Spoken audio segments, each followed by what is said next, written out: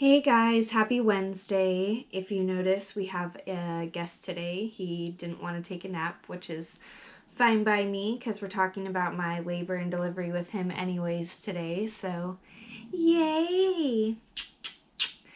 If you guys notice that I'm probably going to be on my phone a lot, I'm just checking notes because I had to write it all down to be sure about everything. But yeah, let's just jump on into it. So, a little bit of background information. His due date was October 16th, and I went in to go see my OB for my 39-week checkup on October 10th, and I was 39 weeks in 1 day. And our initial plan was to sweep my membranes when I went in, and when she was going to do it, she saw that I was 3 centimeters dilated and 90% effaced. Which is awesome. My body was just naturally doing it all. And also when she went to sweep my membrane, she was like, okay, well, your body kind of already did it on its own, but I just helped it along a little bit extra. And that was that. She was like, okay, if anything doesn't happen, I'll see you on your due date. And then from then on, if you still don't have him, I'll induce you. And those words, I was just like, ugh, I don't want to be induced. Come on, bud. So I went home, just kind of hung out. I was really crampy from getting my membrane swept, but nothing too bad. And then I remember getting kind of freaked out on that night and texting my friend and being like, hey, he's not really moving and I'm getting stressed out. And she specifically said, she's like, hey, it's the calm before the storm. He's about to come. I didn't really think much of it, but I was like, okay, I'm going to go pack a hospital bag and go to the hospital if he doesn't keep moving, So I went and I packed the hospital bag, and then he finally ended up moving, so rest assured for the night. And then I woke up in the morning, took a shower, and that's when it happened. But that's when it all happened.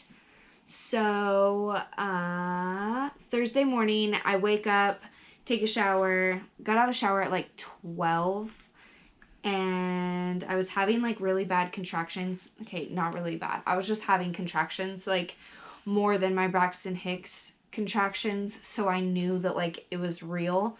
And I told him, I said, okay, today is the day we will be going to the hospital to deliver this baby today.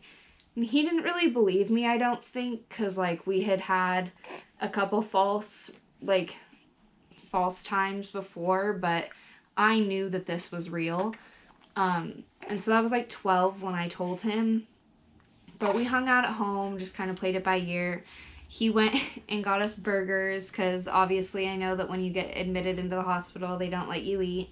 So we ate burgers. I was bouncing on my yoga ball, just kind of breathing through them, hanging out. And then I'm like, okay, it's 2:30, we should leave soon. And so at 3, we're heading out to leave, and he's like, wait, I have to go to the post office. This shirt that he had or something that he was selling to somebody, he's like, it's already sold and I have to go ship it out.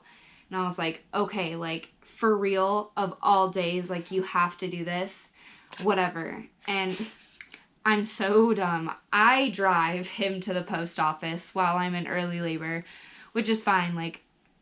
We thought nothing of it. I was barely even in pain or anything. So I drive him to the post office, and I'm sitting in the car for 20 minutes. It's taking him forever. And I'm like, what is going on? And I finally walk out and I look at him and I'm like, what's going on? And he said that the line was just taking forever and that he had to tell them that he had to get to the hospital and all this stuff. So finally he gets in the car and we're like, okay, this is not on our plan. Our plan was to go from home to the hospital, and I don't know how to get to the hospital from this post office. So we pull up our maps. T-Mobile's acting up. We had no service. We could not use our maps to find the hospital. So we just start driving in the direction we think, and then luckily, finally the maps kicked in.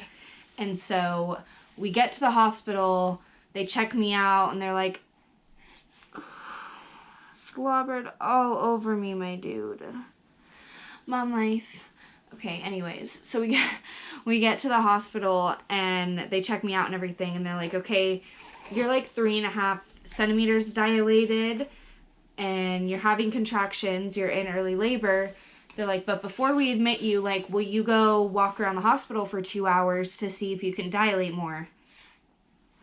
Eye roll. I was like, I'm already 3.5 centimeters dilated and I'm having contractions, but sure, like, I'll go walk around for 2 hours. I know that my friends have had that happen to them, so we walked around for 2 hours, just doing laps, went to the cafeteria, just talking, hanging out. And that was at 4 that we told them that I was having contractions, and they said walk around. So at 6, I came back. They put me back on the monitors and everything. They're like, okay, well, you're like still contracting. They checked me and they're like, you're still at 3.5. So usually we would not admit you right now, but you have high blood pressure. And they're like, we're checking your medical records and like you haven't had high blood pressure this whole pregnancy. So this is odd. And I was like, yeah, that is odd. Like I haven't had that issue. So they're like, okay, like since you have high blood pressure right now, like we're gonna admit you. Okay, wait, backstory on all of this. We have no friends and no family in Portland, so you just hit, oh that hurt so bad. Okay, we have no friends and no family in Portland, so when, like, we do, but nobody that like was supposed to be there for the birth. And I texted everybody the morning that I knew, like, I was having contractions. I said, okay, like, I'm going to have him today, I think. So my mom changed her flight because she wasn't supposed to come out until that Sunday. So she changed her flight and ended up getting there. But Quentin's mom had told me the day before when I was getting my membrane swept, she said, just hold him in, not this weekend. She said, because this weekend's homecoming weekend for Quentin's little sister, and it was the senior football game for his little brother. So she's like, please, like, Silas, don't come this weekend. But, you know, Silas decided to come. So I texted Quentin's family, I texted my mom. My mom changed her flight, and luckily she was able to get there, like, at 7. So, like, right when I was getting admitted into the hospital. And his family got, like, a last-minute flight and came out and arrived at, like, 10:30 or 11. And let me see. I know, but so they got there at like 11 or so, and at this time, like, I'm just bouncing on the ball, hanging out, talking to everybody. Like, I'm not in that much pain. Like, you see these movies, everybody's like in horrible pain, and like maybe that does happen, but for me, these contractions were not painful at all. Like, I was just talking through them and laughing, and like, yeah, sometimes they would hurt and I would wince a little bit and breathe, but like, it was not bad at all. And then I want to say at like 12:30 in the morning, the doctor came in and was like, hey, like, do you want me to just break your water and like speed this process up? And I was like, you know what? Sure, like, go for it. So they break my water, and as soon as my water broke, like, I got the worst contractions in the whole entire world. Like, okay, I'm just dramatic, but like, they were horrible. Like, my whole body was shaking. I couldn't talk. It went from 0 to 100 like real quick. Like, I went from talking, being my normal self, to instantly being like, get the epidural. Like, I am not gonna deal with this. My mom, who did me and my brother all natural, she's like, are you sure? Like, just breathe. And I was like, no, bitch, like, get the epidural. And so, like, this is maybe like 3 contractions in, like, real contractions into having my water broke. So they get the anesthesiologist, he comes, gives me the epidural, and like, finally, like, I feel better, and I'm like instantly just so tired. Like, I was like, okay, time to take a nap. It's like 1 a.m. Like, let's get some rest. This baby's not coming right now, you know? Like, because when they broke my water, I was only at 4.5 centimeters. So, like, still not far at all. And, oh, cool. That's my grocery list. Where'd it go? Did you just delete it off my phone? Did I just delete it off my phone? And I'm blaming you? Okay. Whatever. So, I was like super tired and I was like, I'm just gonna lay down. My mom laid down in the chair, Quentin laid down, and then Quentin's family, which it was Quentin's mom, Quentin's grandma, his little sister, and one of his little brothers. They all went downstairs in the lobby and we're just gonna try to like lay down until they heard from us. And are you hungry? Okay. But they were just gonna lay down until they heard from us. And so after about like 30 minutes of laying down, closing my eyes, like I felt an immense amount of pressure. But I didn't really think anything of it. I was like, okay, this pressure that I'm feeling is probably just like contractions. Maybe I'm just feeling it through the epidural a little bit. And I like continue to like close my eyes and I didn't like wake up my mom or my boyfriend really. And then finally like 15 minutes later, like I still felt that like pressure. So I rang the nurse's bell and my mom and Quentin sat up and they were like, what's going on? And I was like, I don't know. Like I kind of feel like I need to be like doing something. Like I need to be like pushing or something.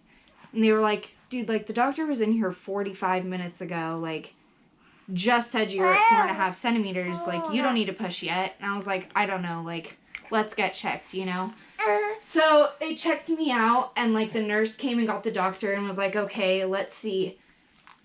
They checked and they're like, you're at 10 centimeters and you need to be pushing. So I went from 4.5 to 10 centimeters in like 45 minutes. And so we texted Quentin's family. His mom and his grandma like ran up. They were in the room with my mom and Quentin. And that's when I started pushing. 1 second, guys. I'm gonna go put him with his toys. We'll be back in just a minute. Okay, he's with his toys, and I'm back. He was just getting a little bit restless. Yeah, play with your kitty. Aw, it's cute. Okay, so they came in the room, and I started pushing. I pushed like a couple times, and I swear it did not feel like anything was happening. I was like, okay, like, I'm putting all of my force into this, and we're getting nowhere. And of course, everybody's just motivating me. I'm still not in a lot of pain. I was like, this does not even feel like anything's happening. Like, this isn't real. The nurse goes, I see hair. And like, I think she's just lying, trying to like motivate me. And then finally, like, my mom's like, Savannah, like, there is hair. Keep pushing. So like, I'm pushing. Okay, it hasn't been long, but I'm just getting irritated because it didn't feel like anything was happening. So I keep pushing. Still not in a lot of pain. Maybe like 5 real pushes in, I look at the doctor and I'm like, okay, that is painful. Like, that hurts. She goes, yeah, that's the ring of fire. Your baby's crowning. And I was like, what? Like, no. And like, that's when it like really like kicked in. Like, oh my God. And like, from then it just happened. It happened so fast. He was crowning and then she told me to hold it for a second, which was dumb. I was like, no, get him out. And he came out just flying and crying right away, just beautiful, like healthy. They put him on my chest. We did skin to skin like I wanted. It was the most beautiful moment I could have pictured. Like, I was crying, Quentin was crying, everybody was crying. It was the most surreal thing. Like, I pictured it that way, but I didn't think it was going to work out that way since everybody had to like fly in from other places. I wasn't sure how it was going to play out, but it played out exactly how we had planned, and like, it was just beautiful. I have to mention real fast, besides the beautiful part, that I told everybody, because Quentin has a very weak stomach, I said he's going to get sick during the birth, and he did throw up during the birth of Silas, and I was honestly more worried about Quentin being sick than I was worried about myself in pain, just because that's who I am. And I just thought that that was a little funny side note, because I called it and it happened. But he ended up being calm enough to cut the umbilical cord, because he said he wasn't going to, but he did it, and it was just beautiful. Like, it was such a bonding moment for all of us right away, and I was able to breastfeed him right away. He had like a perfect latch, and I probably didn't sleep for like a good 30 hours after, just because I was like in awe at what I created. I just kept staring at him and staring at Quentin to sleep, like, okay, this is my family and I created this. Like, it was the most wild feeling. And in the hospital, I wasn't really like kind of all there, just because like you're just kind of wound up from the whole thing. But I had to stay for 3 days because I had the high blood pressure. They wanted to watch me because I guess stuff can happen if you like aren't being watched, and it was new for me. So I stayed until October 14th, and then we were finally able to go home, and he was perfectly healthy. He just had a little bit of jaundice, but I think that's like pretty average for babies. But he ended up getting past that, and he's been my chunky monkey ever since. It's been the craziest 5.5 months, I can tell you that. Motherhood has been the biggest journey, and I learn something new literally every day about myself, or about being a mom, or being a partner to somebody. So it's learning experience all the time. It's a growing experience all the time, but it's the best experience all the time. As cheesy as that may sound, I really don't care. It's just the truth. Like I said in like my my pregnancy video, he was not planned. None of this was planned, but like I wouldn't have changed any of it for the world. It was the craziest thing to happen to me all at once, for moving to a new state and then getting pregnant and having him. But it's been so amazing watching him grow, and like I'm gonna keep making these videos for him and for us to have when we're older and make memories. But yeah, this was our labor and delivery story with him. It was very quick. I was only in real labor for like 3.5 hours, pushed for 30 minutes overall. You dumb bitch. If anybody saw me post on Instagram about my cat that ate 30 hair ties, this is her and her shaved stomach. We don't like her anymore. Go. Rude. Okay, sorry that she interrupted my video. But yeah, I think that's going to be the last of like my pregnancy and like baby videos for a second. I think my next video is going to be more of like a vlog type video, or makeup, like a get ready with me. I'm gonna maybe glam up my best friend this weekend. So let me know what you guys want. Comment, or like I'll do a poll on Instagram. Honestly, this video is probably a lot of rambling. Probably came off not the way that I wanted it to, but y'all, like, that is a lot to remember 5.5 months ago, when you are one delirious ass bitch in a hospital for 3 days, and like it's just happening around you. Like, you're there and you're like part of it, but you're not really there. So this is my like choppy version and my non like hour-long story version, and my non-crying version. But I hope it gets the point across. Everybody's birth story. Yeah, I hear ya. I know, I'm coming to get ya. Everybody's birth story is different, and I think it's beautiful hearing everybody's different experiences. Nobody can compare to yours, so I just wanted to kind of share mine with you guys, and I hope it inspires another mama to share hers with the world. Okay, bye guys. I will talk to you soon.